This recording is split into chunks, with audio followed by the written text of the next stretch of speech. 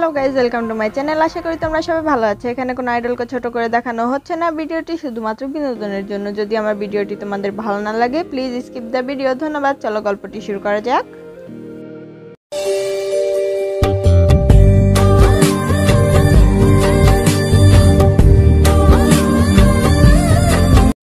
কি বলছো কি মামুনি, তোমাদের সাথে এত কিছু হয়ে গেল আর আমরা কিছুই জানি না? আর আমার প্রথম থেকেই সেউনের উপর সন্দেহ ছিল। আমি তোমার বাবাকে অনেকবার বলতেও চেয়েছি, কিন্তু তোমার বাবা তো আমার কথা শোনেনি, বরং আমাদের সাথে সম্পূর্ণ কন্ট্যাক্ট ব্রেক করে দিয়েছে। আমাদের সাথে সে নাকি যোগাযোগই করতে চায়নি। আসলে তেমনটা নয় বাবাই। বাবা চায়নি যে তোমরা কোনো বিপদে পড়ো, তাই বাবা সম্পূর্ণ যোগাযোগ বন্ধ করে দিয়েছিল তোমাদের সাথে। সে চেয়েছিল তোমরা তার থেকে দূরে থেকে শান্তিতে বাঁচো, যাতে কোনো দুঃখ কষ্ট বা কোনো বিপদ তোমাদেরকে ছুঁতে না পারে। তাই বাবা তোমাদের সাথে সম্পূর্ণ যোগাযোগ বন্ধ করে দিয়েছিল, এমনকি বিজনেসেও তোমাদেরকে আলাদা করে দিয়েছিল। হ্যাঁ তে মামুনি, এখন আমি বুঝতে পারছি যে তোমার বাবা এমনটা কেন করেছে। যাই হোক, তুমি যেমনটা বলেছ আমি সেভাবেই কাজ করব, তুমি টেনশন করো না। থ্যাংক ইউ বাবাই। আর হ্যাঁ, আরেকটা কথা, আজকে আমাদের মধ্যে যা কথা হয়েছে তা যাতে কেউ জানতে না পারে, বিশেষ করে জাংকুক তো নাই। আমি চাই না ও এখন সবটা জানুক। আর হ্যাঁ, তুমি এখন কাউকে কিছু বলবে না। তোমাকে যেভাবে করতে বলেছি সেইভাবে কাজ করো। আর যখন তোমরা এখান থেকে দূরে থাকবে তখন তুমি মামুনিকে সবটা জানিয়ে দিও। ঠিক আছে মামুনি, আমি জাঙ্কুকে কিছু বলবো না।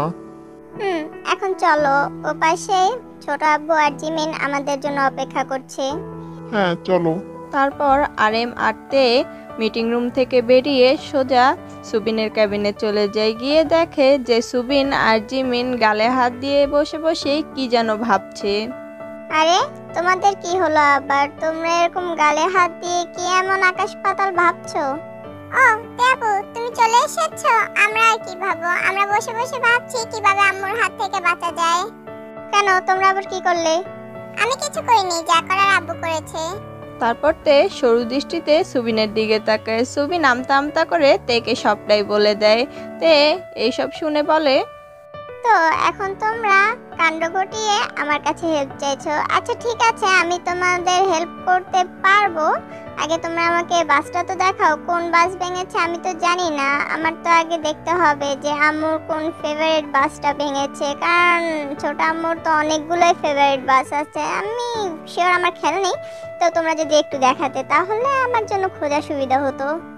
আরে তে মামনি, ওই যে তোমার দাদু তোমার ছোট আম্মুকে যে ফ্লাওয়ার বাসটা দিয়েছিল না, ওইটাই। আসলে দাদু ছোট আম্মুকে কোন বাসটা দিয়েছিল আমার মনে নেই, তো আমাকে যদি একটা ছবি দেখাতে তাহলে ভালো হতো। তারপর সুবিন তার ফোন বের করে তেকে সেই ফ্লাওয়ার বাসটার ছবি দেখায়।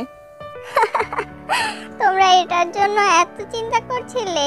আর এটা তো নকল। কি নকল? হ্যাঁ, এই ফ্লাওয়ার বাসটা নকল। কিন্তু দাদু আম্মুকে নকল ফ্লাওয়ার বাস দিতে যাবে কেন? দাদু ছোট আম্মুকে নকল ফ্লাওয়ার বাস দিতে চায়নি। দাদু নিজেই তো এই ফ্লাওয়ার বাসটার উপরে অবজেকশন কাজ করত।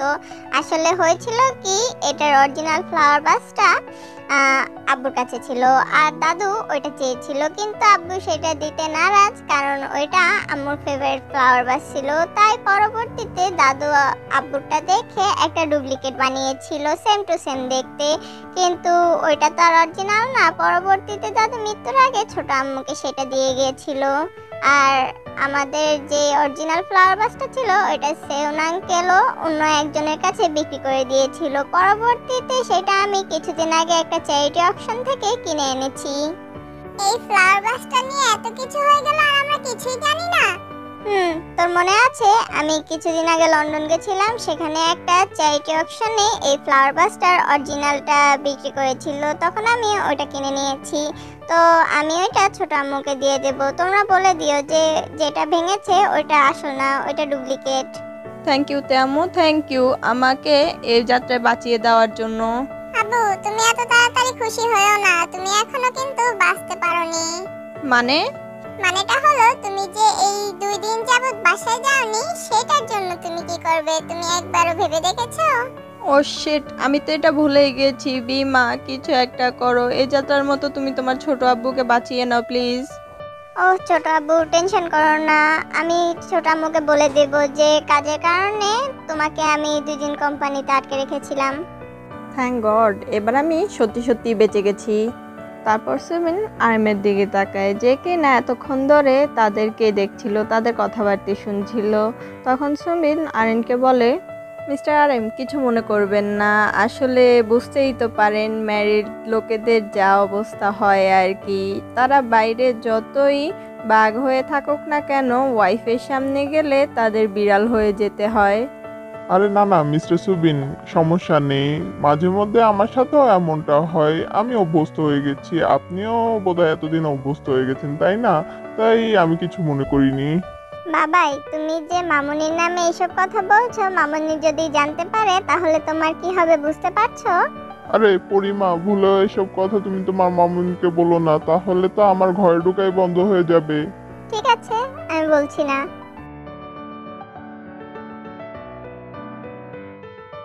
তে আর লিজাংশুক করিডোর দিয়ে হেঁটে যাচ্ছিল আর টুকিটাকি বিষয়ে কথা বলছিল।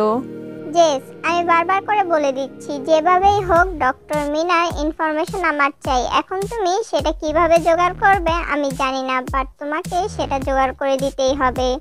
তে টেনশন করো না, আমি ঠিকই তোমাকে তার ইনফরমেশন এনে দেব। এসব নিয়ে কথা বলতে বলতে তে আর লিজাংশুক একটা রুমের সামনে এসে দাঁড়ায় এবং দরজা ঠেলে ভিতরে ঢুকতে না ঢুকতেই সব ডাক্তারেরা তাকে স্বাগতম জানায়। মিস্তে, আপনি এসেছেন। আপনি আসাতে আমরা ভীষণ খুশি হয়েছি। It's okay doctor. তা সব কিছু ঠিকঠাক চলছে তো? এই মাসের ডোনেশনটা ঠিক সময় পেয়েছেন তো? হ্যাঁ হ্যাঁ মিস্তে, সব কিছু ঠিকঠাকই চলছে আর আমরা ডোনেশনটাও ঠিক সময় মতো পেয়ে গেছি। ঠিক আছে জেস, তুমি তোমার কাজ করো, দেখো যে সব ইকুইপমেন্ট ঠিক মতো এসেছে কিনা। ওকে।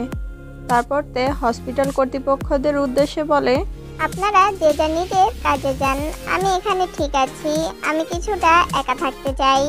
কিন্তু মিস্তে, কোনো কিন্তু না, আর এমনটা নয় তো যে আমি এখানে আজ নতুন আসছি, আমি অনেক আগে থেকে আসছি, অতএব আপনাকে এসব নিয়ে টেনশন করতে হবে না, আমি নিজেই সবটা দেখে নেব। ঠিক আছে মিস্তে, আপনি যেমনটা বলবেন। তারপর হসপিটাল কর্তৃপক্ষরা সেখান থেকে চলে যেতে কিছুক্ষণ সেই রুমে বসে থাকে। তারপর রুম থেকে বেরিয়ে হাঁটতে হাঁটতে একটি কেবিনের সামনে এসে দাঁড়ায়। কেবিনটার বাইরে দাঁড়িয়ে তে কেবিনের ভিতরটা দেখছে। তার ছোটবেলার কথা আজকে খুব মনে পড়ে যাচ্ছে, তার মিন ভাইয়ের কথা তার মনে পড়ছে, এখানেই তো তার মিন ভাইয়ের সাথে তার প্রথম দেখা হয়েছিল। এইসব ভাবতে ভাবতে তে সেখান থেকে বেরিয়ে সোজা গার্ডেনে চলে যায়। গার্ডেনে গিয়ে একটা বেঞ্চের উপরে বসে পড়ে। আই উইশ মিন ভাইয়া, তোমাকে আমি আবার দেখতে পারতাম। ঠিক সেই সময়তে তার পাশে কারো উপস্থিতি অনুভব করতে পারে। এ কি সুগা ভাইয়া, তুমি এখানে? হ্যাঁ, আসলে আমি এখানে একটা কাজে এসেছিলাম, তো হসপিটালের ভিতরে ঢোকার আগে আমার গার্ডেনে চোখ পড়তে দেখে তুমি এখানে বসে আছো, তাই চিন্তা করলাম যে তোমার সাথে আগে কথা বলি, তারপর হসপিটালের ভিতরে যাওয়া যাবে। তা তুমি এখানে কি করছো? ও, আমি তো এসেছি কুইনের একটা কাজে। আসলে এই হসপিটালে কুইন প্রতি মাসে একটা বড় অঙ্কের অ্যামাউন্ট ডোনেশন করে, তার জন্য কুইন আমাকে আর লিজাংশুককে পাঠিয়েছে এই হসপিটালে ইন্সপেকশনের জন্য, যে সব ইকুইপমেন্ট ঠিকমতো আসছে কিনা, টাকাগুলো ঠিক জায়গায় খরচ হচ্ছে কিনা তা দেখার জন্য। যাক, তার মানে কুইন তার আধিপত্য এখানেও বিস্তার করেছে। এখানে আধিপত্য বিস্তারে কি হলো বুঝতে পারলাম না। কুইন তো জাস্ট এই হসপিটালে কিছু টাকা ডোনেশন দিয়ে এই হসপিটালে হেল্প করছে। আমার জানা মতে জিওন কর্পোরেশনও তো প্রতি মাসে এই হসপিটালে ডোনেশন দেয়। তাহলে এইসব কথা আসছে কোথা থেকে? শুধু পার্থক্য এটাই যে জিওন কর্পোরেশনের কেউ ইন্সপেকশনের জন্য আসে না, আর কুইন কর্পোরেশনের লোকেরা আসে, এটাই তো। তের এমন কথায় সুগার কোনো উত্তর দিতে পারে না। ঠিক সেই সময় তের ফোনে একটা কল আসে। হ্যাঁ জেস, বলো। এর সাথে সাথে বেঞ্চ থেকে উঠে দাঁড়ায়, তার সাথে সাথে সুগাও উঠে দাঁড়ায়। ঠিক আছে, তুমি গাড়ির কাছে দাঁড়াও, আমি আসছি।